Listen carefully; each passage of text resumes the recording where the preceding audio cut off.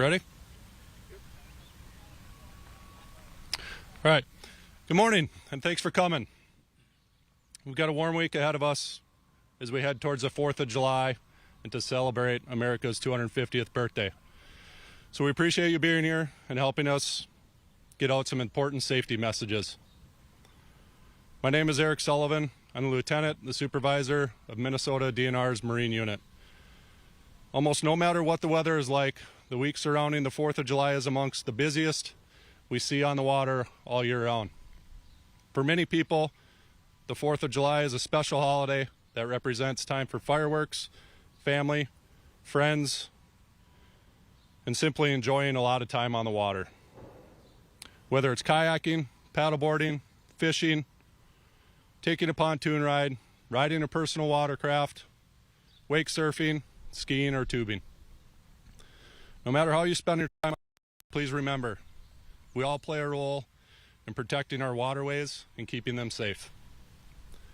These are shared resources, and it's up to everyone to ensure their activities don't negatively affect the environment or the safety and enjoyment of others out on the water. We want everyone to have fun. In addition to all the people recreating on the water, you can also expect to see a lot of conservation officers and members of our partner law enforcement agencies across the state.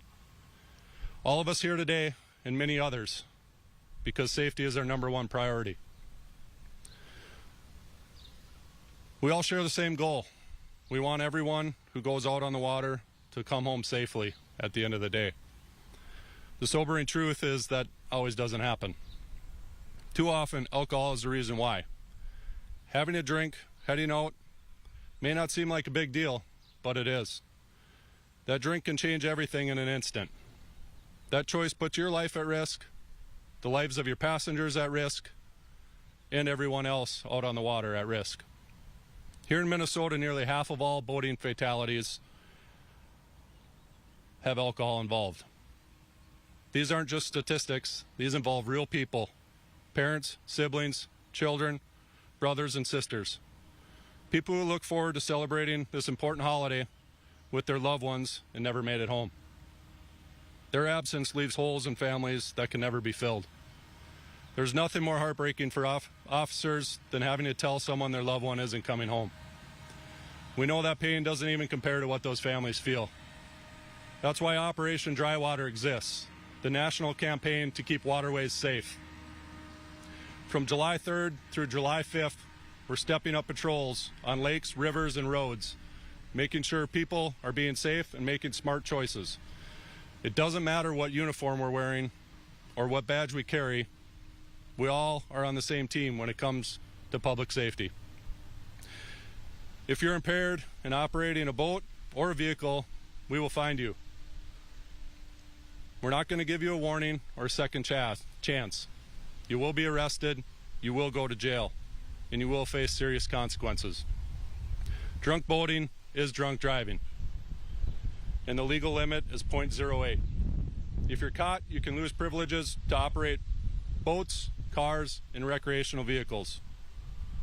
To everyone heading out this weekend, we hope you have a great time enjoying some of Minnesota's best resources.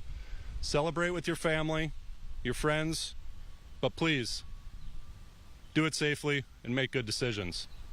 A few things to think about prior to heading out on the water is always life jackets. Make sure you have plenty of life jackets on the watercraft for everybody on board, and the safest way to boat is wearing that life jacket. Also have patience this weekend and over the holiday. There's lots of inexperienced people at the boat ramps, boat launches, loading, unloading, and also out on the water. Please be patient, give each other space. And then finally, make sure you're aware of our boating education laws. Anybody born after June 30th, 2000 is required to have boating safety education in Minnesota. With that, thank you again, and we're happy to take any questions you may have. Are crashes and fatalities on the rise? Have you seen or any trends that you can tell us, or have you seen it every year? It's variable every year. Recently, in the past 3 years, we've had very low fatalities out on the water, which has been phenomenal. Unfortunately, this spring has been a tough spring as far as critical incidents out on the water.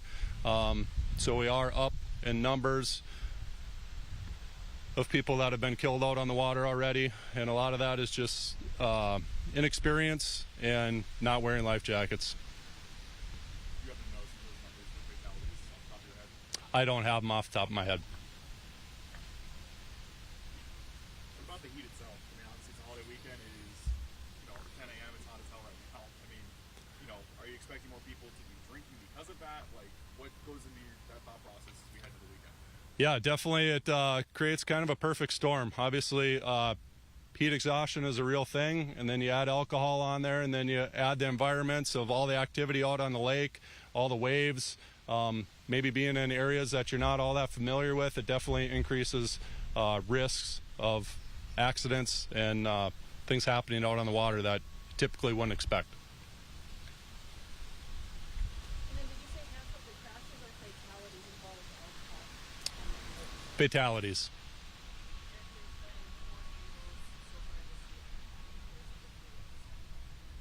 So we're up by one. There's been 4 fatal boating accidents this year, and last year at this time we were at 3. So It's going to go without saying, but I would think that any of those is too many crews, right?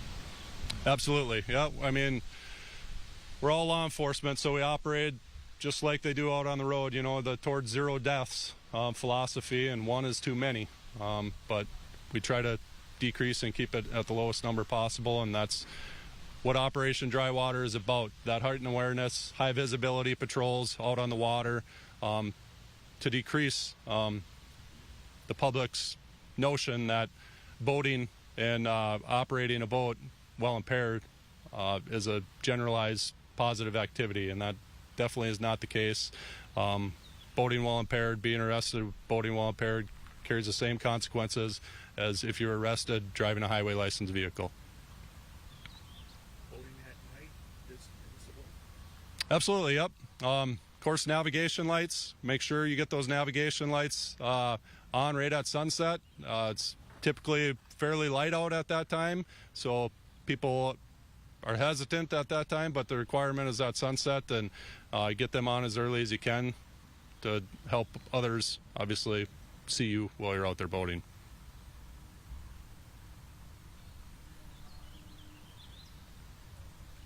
You would direct line to sort of the average Minnesota boater this weekend. What would you tell them? You're sitting right in front of the state. I would say have a plan, be prepared, share your travel plans with others if you're going out on the water, when you're going to be back, and obviously leave the alcohol on shore and wear a life jacket.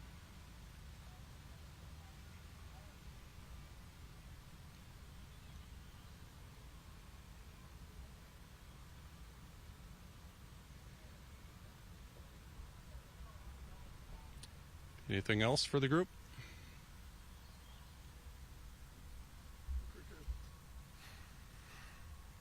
Eric, do you want to introduce each of your agencies? They can introduce themselves, I guess. Just verbally.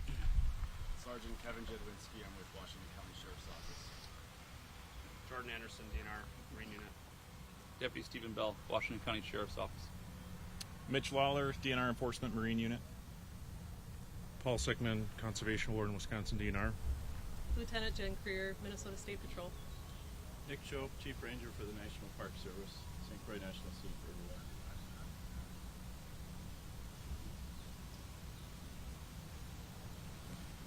I guess actually one quick question I will ask just while we're sitting here. You may have mentioned this, but I may have missed this as well.